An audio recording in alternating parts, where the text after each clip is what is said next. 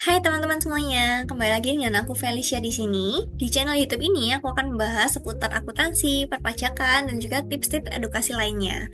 Di video sebelumnya aku ada bahas tentang seputar akuntansi dan juga pengenalan pentingnya akuntansi untuk bisnis. Nah, di video kali ini aku mau bahas seputar tentang perpajakan nih. Kayak perpajakan Indonesia itu untuk siapa aja sih subjek pajaknya ataupun orangnya, dan bagaimana perlakuan perpajakannya. Nah, kita akan bahas satu persatu dan lebih detail di channel YouTube ini, so jangan lupa untuk subscribe di YouTube ini. Oke, jadi sebagaimana diketahui sebelumnya bahwa terdapat beberapa jenis wajib pajak di Indonesia. Nah, salah satunya adalah wajib pajak untuk badan, di mana wajib pajak badan ataupun WP badan ini wajib untuk melakukan pembukuan. Di mana pembukuan ini salah satunya outputnya adalah mengeluarkan laporan keuangan, baik itu laba rugi dan juga neraca. Nah, hari ini aku akan bahas gimana sih cara untuk menghitung PPh badan saat kalian mau menghitung SPT tahunan nih. Ini pembahasan sekilas tentang SPT tahunan badannya. Nah, sekarang kita akan masuk ke materinya, yaitu gimana sih cara menghitung PPh badan untuk tahunan ini. Nah, jadi yang pertama kalian harus siapkan adalah laporan keuangan secara akuntansi, atau disebutnya sebagai laporan komersial. Di mana laporan keuangan komersial ini terdiri dari laporan laba rugi, di mana laporan laba rugi itu adalah menandingkan ataupun akan memunculkan akun penghasilan ataupun pendapatan, dan juga pengeluaran beban atau biaya. Sehingga dari penghasilan bruto, di sini penghasilan bruto adalah penghasilan kotor, penghasilan bruto dikurangi beban-beban pengeluaran biaya-biaya, ketemu nanti namanya penghasilan neto komersial atau namanya laba bersih secara akuntansi. Mana laba bersih sebelum pajak atau akuntansi ini kita akan lakukan penyesuaian yang namanya adalah koreksi fiskal. Nah, di step yang kedua, di koreksi fiskal ini terbagi menjadi koreksi fiskal positif dan juga koreksi fiskal negatif. Biasanya koreksi fiskal ataupun korfis ini dilakukan untuk menyesuaikan beberapa akun yang perbedaan pengakuannya antara akuntansi dan juga perpajakan. Jadi kalau misalnya di Indonesia, standar untuk melakukan pembukuan secara akuntansi dan juga standar untuk melakukan perpajakan itu berbeda. Ada yang berbeda, ada yang sama. Nah, kalau misalnya ada perbedaan ini harus dilakukan penyesuaian lewat koreksi fiskal atau korfis. Kemudian setelah kalian melakukan koreksi fiskal akan ditemukan namanya penghasilan neto secara fiskal, di mana fiskal ini adalah secara pajak nih. Jadi tadi yang pertama kalian harus ubah dulu laporan keuangan kalian, yaitu di sini laba ruginya, laba rugi komersial diubah menjadi laba rugi secara fiskal. Nah, setelah ketemu laba ataupun rugi secara fiskal, kalian baru bisa nih menghitung pajak penghasilan ataupun PPh-nya. Nah, setelah ketemu PPh terutang, kalian bisa mengurangi pajak yang akan kalian bayar itu dengan namanya kredit pajak. Kredit pajak di sini aku bagi menjadi dua. Yang pertama adalah kredit pajak yang dipotong ataupun dipungut oleh pihak ketiga dan juga kredit pajak yang dibayarkan sendiri. Nah, sekilas contohnya untuk kredit pajak yang sudah dipotong ataupun dipungut oleh pihak ketiga ada PPh 22 contohnya. Misalnya berkaitan dengan impor ataupun dengan pembelian terkait dengan relasinya itu adalah BUMN, itu juga bisa dipungut PPh 22. Kemudian ada juga PPh 23 nih yang berkaitan dengan penggunaan jasa. Ada juga PPh 24 yang berkaitan dengan pajak yang sudah dipotong di luar negeri. Nah, kalau misalnya kredit pajak yang dibayar sendiri contohnya apa? Yaitu contohnya angsuran PPh pasal 25. Jadi, angsuran PPh pasal 25 itu dibayar tiap bulan, dicicil, supaya untuk waktu tahunan ini, SPT tahunan bisa untuk mengurangi PPh kalian. Nah, setelah ketemu tadi PPh terutangnya berapa, dikurangi kredit pajak, baru nanti ketemu PPh yang kurang maupun lebih dibayar. Jadi kalau misalnya aku mau bikin rangkumannya, stepnya ada beberapa nih, yaitu ada 7. Yang pertama, kalian siapkan dulu laporan keuangan secara komersial ataupun akuntansi. Dan dari laba rugi akuntansi komersial ini, kalian lakukan koreksi fiskal, penyesuaian tadi, hingga ketemu namanya laba rugi secara fiskal atau secara pajak. Setelah ketemu laba rugi secara pajak, kalian baru bisa menggunakan laba ataupun rugi tersebut untuk menentukan berapa besar PPh yang terutang.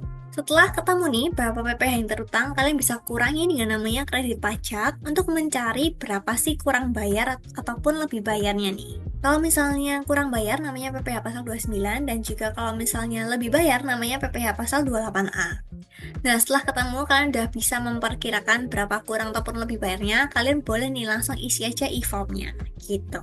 Nah, karena di sini ada beberapa hal yang mungkin kalian baru denger nih, misalnya kayak korfis itu apa, terus gimana cara ngitung tarif PPh badannya, aku akan bahas di video kali ini tentang koreksi fiskal. Jadi tadi itu cuma pengantar aja ya, kita belum masuk ke topiknya. Di sini aku akan bahas tentang koreksi fiskalnya nih.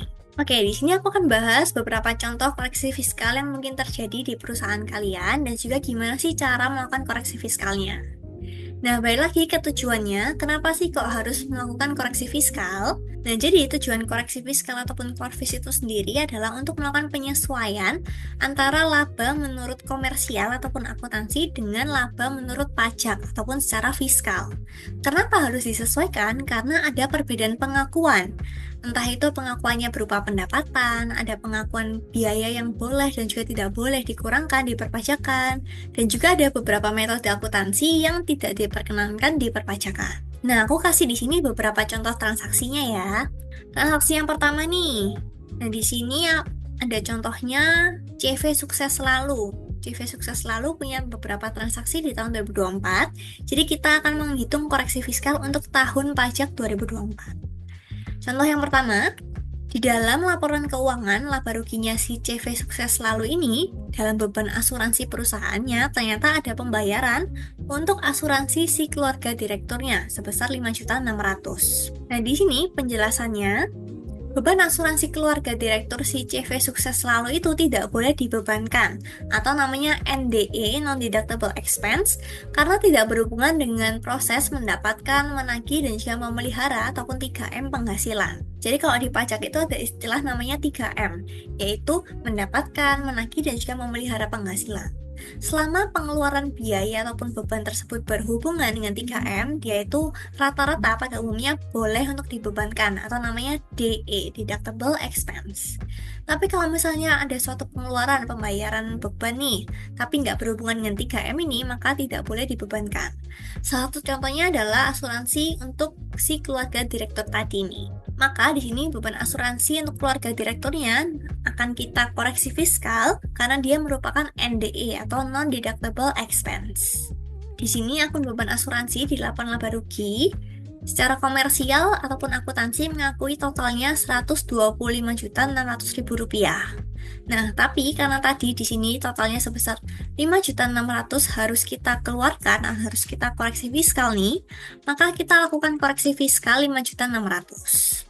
Kemudian jenisnya nih, jenis korfisnya apa? Korfis positif kah atau korfis yang negatif? Nah, di sini caranya untuk mengetahui korfis positif atau negatif kita lihat nih dari sifatnya. Nah, jadi awalnya beban yang diakui di laporan keuangan akuntansi itu kan 125.600.000. Nah, tapi ada beban yang harus dihilangkan atau tidak boleh dibebankan. Oleh karena itu, ketika bebannya berkurang, maka laba itu akan bertambah.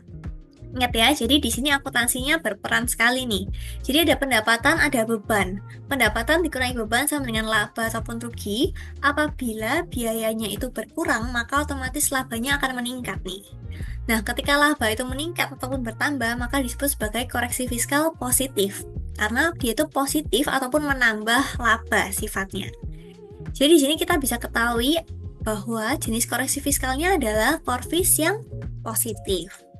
Sehingga total pengeluaran beban asuransi secara komersial diakuinya 125.600, tapi secara fiskal hanya boleh sebesar 120 juta. Dari mana? Yaitu dari 125.600 dikurangi 5.600-nya.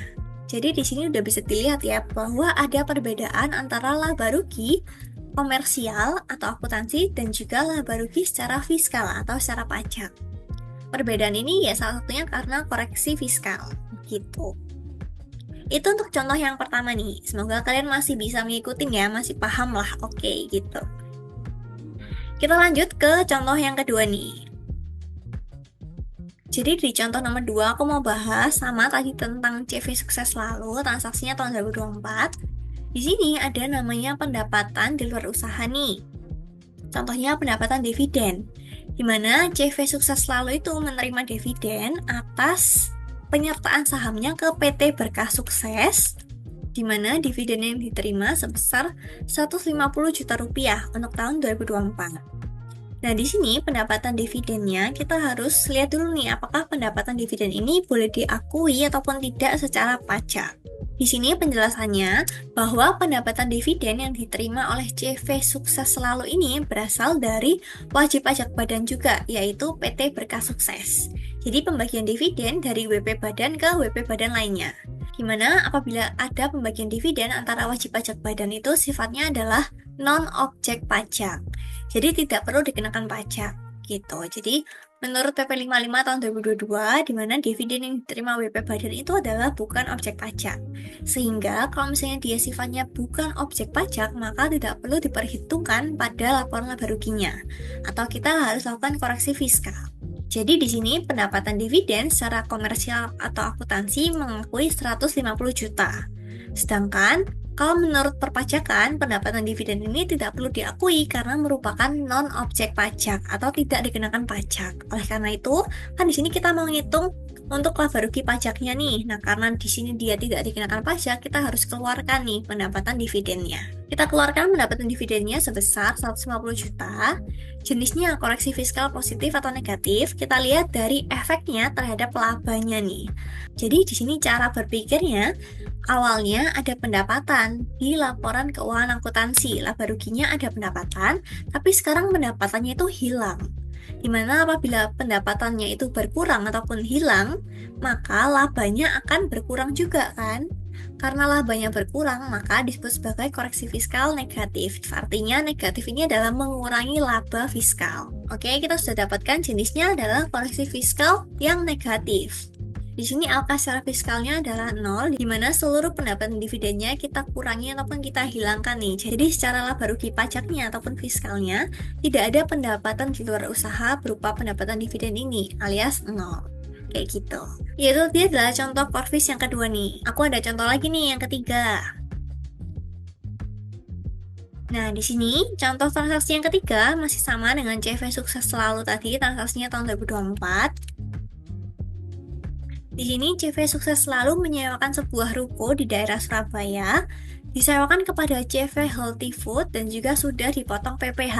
Atas sewa ruko ini, si CV Sukses Selalu itu mendapatkan pendapatan sewa sebesar 120 juta di tahun 2024. Dan di sini kita bisa lihat transaksinya adalah pendapatan sewa dari menyewakan suatu gedung ataupun bangunan berupa ruko. Oke, jadi dari transaksi sewa ini kita bisa ketahui bahwa pendapatan sewa yang diterima dari CV Sukses Selalu itu merupakan objek pajak PPh final, lebih tepatnya PPh pasal 4 ayat 2 atas objek pajak persewaan tanah bangunan. Nah, atas transaksi sewa ruko tadi di Surabaya itu dikenakan PPh final sebesar 10%, diatur dalam PPh pasal 4 ayat 2 tadi. Nah, di sini karena si CV Healthy Food-nya sebagai penyewa nih, penyewanya bayar uang kepada pemilik bangunan, yaitu CV Sukses Selalu. Nah, oleh karena itu, yang melakukan pemotongan ataupun yang memotong PPh-nya adalah CV Healthy Food-nya. Dia akan membuat bukti potong namanya bukti potong PPh 4 ayat 2, dilaporkan di SPT Unifikasi, sebesar 10% dari transaksinya. Nah, sebagaimana diketahui, atas PPh final ini, PPh-nya itu tidak boleh dikreditkan dalam SPT tahunan dan beban ataupun penghasilannya itu tidak perlu diperhitungkan ataupun tidak perlu dimasukkan lagi dalam SPT tahunan. Jadi PPh-nya nggak boleh dikreditin, penghasilan ataupun bebannya tidak boleh dimasukkan ke laporan laba rugi secara fiskal. Oleh karena itu, di sini kita lakukan koreksi fiskal nih. Koreksi fiskal atas pendapatan sewa 120 juta, kita akan koreksi 120 juta juga. Jenisnya apa? Jenisnya karena di sini pendapatan yang awalnya ada akan dihilangkan ataupun berkurang, maka ketika pendapatannya berkurang, maka labanya juga ikut berkurang. Oleh karena itu disebut sebagai koreksi fiskal negatif, gitu.